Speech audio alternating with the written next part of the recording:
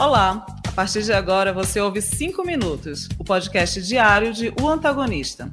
Eu sou Júlia Schiafarino e te conto o que acontece de mais importante na política, na economia e onde mais houver notícia. Desde o início do dia, o Antagonista mantém você bem informado. Bom dia! Hoje é quarta-feira, 3 de abril, e vamos aos destaques. Dirceu volta ao Congresso 19 anos depois de ser cassado. Haddad cobra sintonia entre os poderes ao comentar desoneração da folha de municípios. E a fé do governo na nova campanha publicitária. Não é de agora que José Dirceu tem marcado presença nos espaços de poder em Brasília.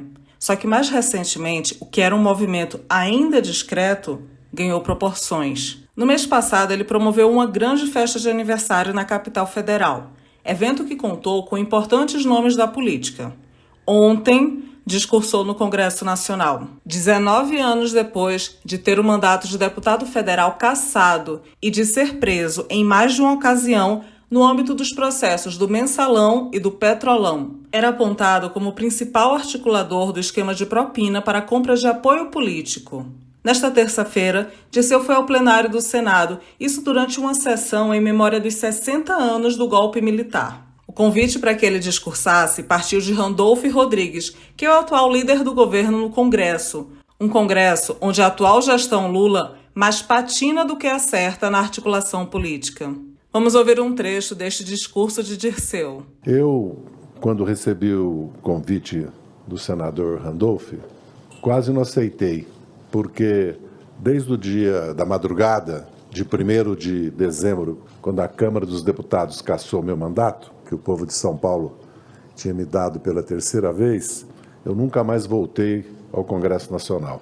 Mas acredito que João Goulart merecia e merece a minha presença hoje aqui, Maria Tereza. Quero prestar essa homenagem a essa figura fantástica da nossa história que foi João Goulart. Entre os aliados, especula-se que ele poderia tentar novamente um mandato de deputado federal, isso em 2026. O outrora todo-poderoso do governo Lula I desconversa e se mantém cada vez menos nos bastidores.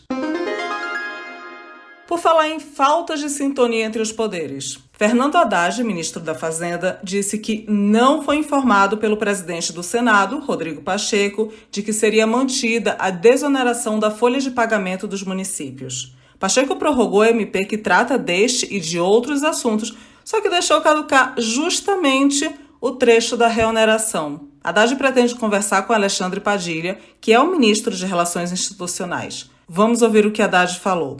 Prefiro nem comentar sem saber melhor qual foi o procedimento adotado, né? Porque a medida provisória já tinha sido recepcionada com aquele acordo de tirar lá os 17 setores, né, e tramitar por projeto de lei com urgência constitucional.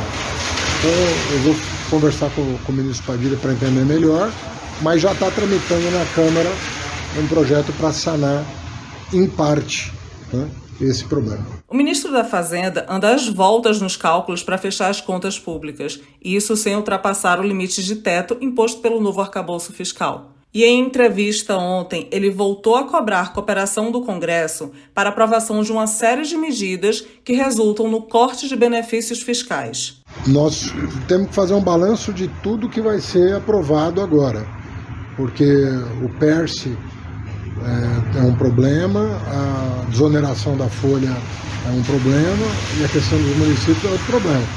Então eu sempre digo, né?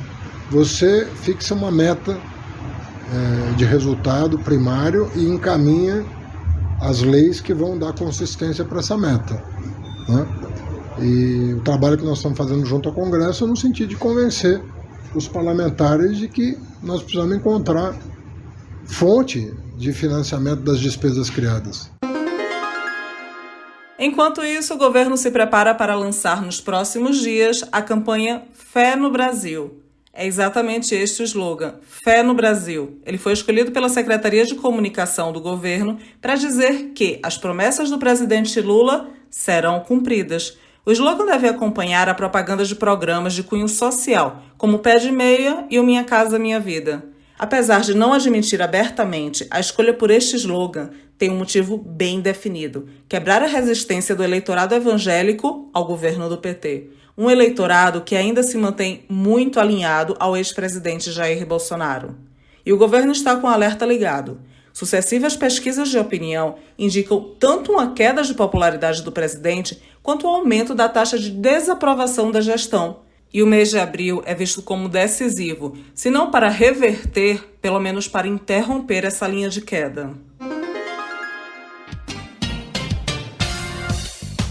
Você ouviu 5 Minutos, o podcast diário de O Antagonista, produzido e apresentado por mim, Júlia Schiafarino, e com sonoplastia de Robson Negrini.